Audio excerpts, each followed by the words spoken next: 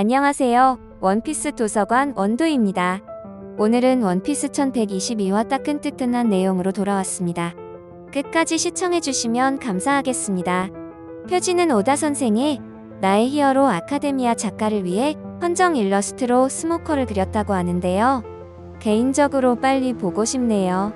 이번 화에서는 역시나 기대했던 전투가 시작됩니다. 에메트와 오로성의 본격적인 전투가 시작된다고 하는데요. 에메트가 깨어난 후 아직 이렇다 할 성과를 보여주지 못하고 있기 때문에 우리는 당연히 1122화에서 에메트의 움직임에 대해서는 예측할 수 있었죠. 에메트는 과거 조이보이가 자신을 봉인했던 거대한 패기를 이용한 공격을 보여줍니다. 이 장면을 통해서 에메트 역시 열매의 능력이 아닌 패기 베이스의 공격을 한다는 정보를 알 수 있습니다. 그리고 세턴성을 제외한 다른 오로성들은 다시 마리조아의 권력의 방으로 귀환하는 상황이 발생했다고 하는데요. 오로성은 이미 에그헤드에서의 상황에 대해서 두 가지 판단을 내린 것 같습니다. 마리조아의 더 큰 침입자가 발생했거나 아니면 더 이상 에그헤드에서 피해를 줄이기 위한 퇴각으로 봐야 한다는 것입니다. 아무래도 세턴성은 에메트와 끝까지 전투를 펼치면서 조이보이의 과거 흔적을 더 풀어줄 것으로 보이죠. 그리고 밀짚모자 일당들은 에그헤드에서 성공적으로 탈출하는 모습이 보여지고 있습니다. 보여지고 있을 뿐이지 아직은 오다가 에그헤드에서 성공적으로 탈출했다고 확정하지는 않았습니다.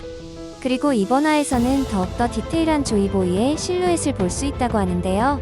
에메트와 세턴성의 싸움을 진행하면서 오다는 조이보이의 정보를 우리에게 봉인해제할 것으로 보이죠.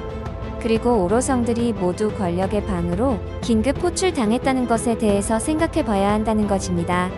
여러분 기억나시나요? 에그헤드에는 검은 수염 해적단이 다녀갔다는 사실을 기억하셔야 합니다. 검은 수염이 왜 세턴성의 모습이 필요했는지 하나하나 말씀드리겠습니다. 원피스 1107화에서 드디어 검은 수염 해적단의 간부들이 등장하죠. 이들의 목표는 우리들이 예상한 모든 것들을 빗나가게 하였습니다. 마치 세턴성이 위기에 빠질 것을 예상한 것 마냥 등장하여 세턴성의 몸을 가볍게 터치하며 임무를 끝낸 것입니다. 이제부터 왜 그들이 세턴성의 외형이 필요했는지에 대해서 이야기해보겠습니다. 검은 수염은 임펠다운에 관심을 가지고 있다는 것입니다. 가장 강하고 죄질이 나쁜 죄수들이 있는 곳이죠. 과거의 검은 수염은 시류를 동료로 확보하기 위해서 임펠다운에 쳐들어갔는데요.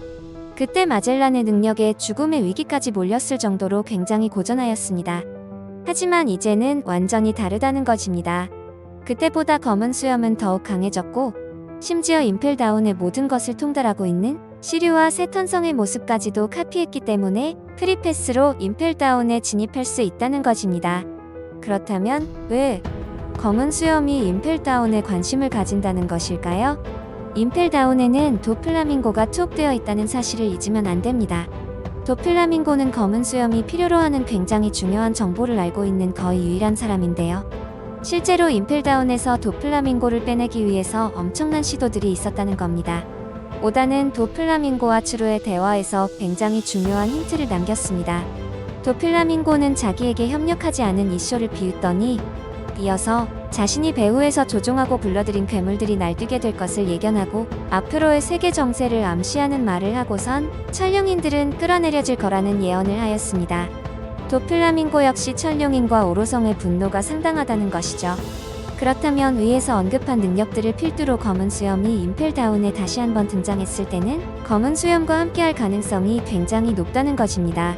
오다는 거물급 인물의 대사에는 항상 복선을 깔아두는 버릇이 있기 때문에 더욱 이 부분에 대해서는 주목하고 있습니다. 그리고 카이도 역시 도플라밍고를 탈환하기 위해서 대간 판잭을 파견하여 싸움을 진행한 적도 있었죠. 물론 해군대장과 추루에 패배하여 도플라밍고 탈환 작전은 실패했습니다. 현 시점에서 도플라밍고의 가치를 보여주는 대목이 있습니다.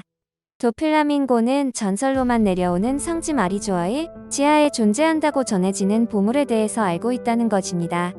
심지어 도플라밍고는 이 보물에 대해서 아무에게도 털어놓지 않았다고 하였습니다. 그리고 이제는 슬슬 들통나도 상관없다는 뉘앙스를 흘렸다는 것입니다. 그 타이밍이 최종장으로 매우 유력하다는 것입니다. 검은 수염 입장에서는 도플라밍고와 손을 잡고 마리조아 지하에 존재하는 국보를 얻게 된다면 원피스로 가는 길목에서 가장 우위에 있는 모든 것을 얻게 됩니다.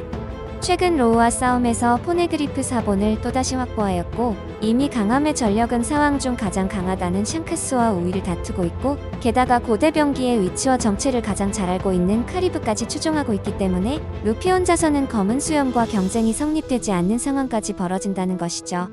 그리고 여러분 이걸 생각하셔야 합니다. 만약 세턴성의 모습으로 변신했을 때 세라핌의 위권까지도 영향을 줄 수 있다면 검은 수염 해적단의 전력 역시 또다시 상승하게 되는 것이며 본이 다음으로 위권을 얻을 수만 있어도 충분히 파시피스타나 세라핌을 탈취하거나 자신의 입맛에 맞게 사용할 수 있다는 것입니다. 여러분 이제서야 검은 수염 해적단이 에그헤드에 어떤 것을 얻어갔는지 감이 오시죠? 가끔 에그헤드에서 검은 수염 해적단이 얻은 게 고작 이거냐고 말하시는 분들이 있는데요. 다시 한번 생각해 주시면 감사하겠습니다. 대충 예상은 하고 있었지만 막상 이대로 루피 일행들이 탈출한다고 생각하니 뭔가 시원섭섭한데요. 다음 영상은 원피스 1122화 전체 영상 리뷰로 돌아오겠습니다. 오늘 영상은 여기까지입니다. 재미있게 보셨거나 재미없게 보셨다면 구독, 좋아요 부탁드립니다. 사랑한다고요.